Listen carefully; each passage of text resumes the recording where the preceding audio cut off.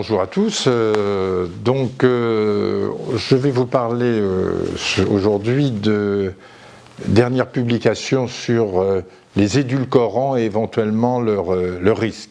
Alors, c'est important parce que, bien sûr, le sucre a envahi notre société, provoquant ou majorant, plus exactement, obésité, risque de diabète et de maladies cardiovasculaires, d'où l'idée de les remplacer par des édulcorants, donc des sucres en quelque sorte de synthèse. Mais est-ce que ces sucres de synthèse ont-ils un inconvénient ou pas ? Alors il y a une grande étude qui est NutriNet Santé qui a comporté donc l'analyse nutritionnelle mais aussi de l'activité physique et d'autres constantes, d'autres critères sur environ 103 000 personnes. 103 000 personnes qui ont été suivies de 2005 à 2021, donc excusez du peu sur l'intérêt de cette étude, et avec une moyenne de suivi d'environ 8 ans. Alors, on a constaté qu'un peu plus d'un tiers de la population, 36% pour être précis, consommait des édulcorants. Et grosso modo, moitié consommait un peu d'édulcorants et 18% consommaient beaucoup d'édulcorants. Alors, on a voulu aller plus loin et on a recherché quels étaient ce type d'édulcorants. Eh bien, sur la diapo que je vous présente, vous verrez qu'en bleu, vous avez l'aspartame qui apparaît à peu près à 58%, vous avez l'acésulfame potassique qui apparaît à 29%, et puis le sucralose 10%, et puis quelques autres. Donc vous voyez la répartition, et on n'est pas étonné de retrouver l'aspartame en numéro 1. Alors ensuite, la deuxième question qu'on s'est posée, c'est finalement on le retrouve dans quels aliments. Si on veut commencer à limiter ou pas ces aliments, il faut savoir où on les retrouve. Eh bien, dans plus de 50%, comme vous pouvez le voir, c'est le cercle bleu marine, eh bien vous voyez qu'on le retrouve dans les jus de fruits, dans les soft drinks actuellement qui sont effectivement tout à fait répandus. On le retrouve bien sûr dans les pastilles, tablettes que l'on met dans le café ou autre. Ça c'est environ 30%.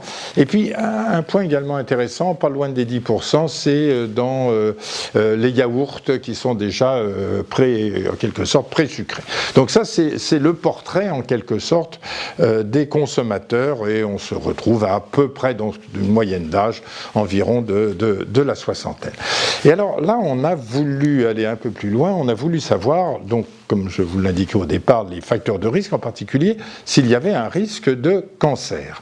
Et dans ce contexte, on a essayé de comparer d'une manière à parier, c'est-à-dire qu'en groupant le même nombre de patients de sexe féminin, d'âge, d'antécédents de cancer et autres qui pourraient participer justement à la survenue d'un cancer. Et donc on a comparé des personnes qui ne prenaient jamais d'édulcorants et d'autres personnes, les fameux 18%, qui prenaient beaucoup d'édulcorants. Et on a voulu savoir s'il y avait une différence statistique sur le plan du cancer, et la réponse malheureusement est oui.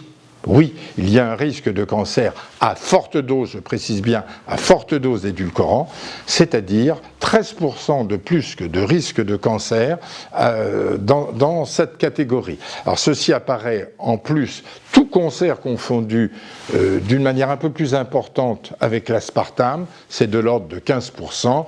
La différence est malgré tout significative. Et puis, on s'est interrogé parce que vous savez qu'il y a un certain nombre de cancers qui sont liés à l'obésité elle-même, indépendamment des édulcorants, mais les deux catégories de personnes que nous avons, qui ont été comparées dans l'étude NutriNet Santé, étaient justement à parier, donc on faisait disparaître ce risque.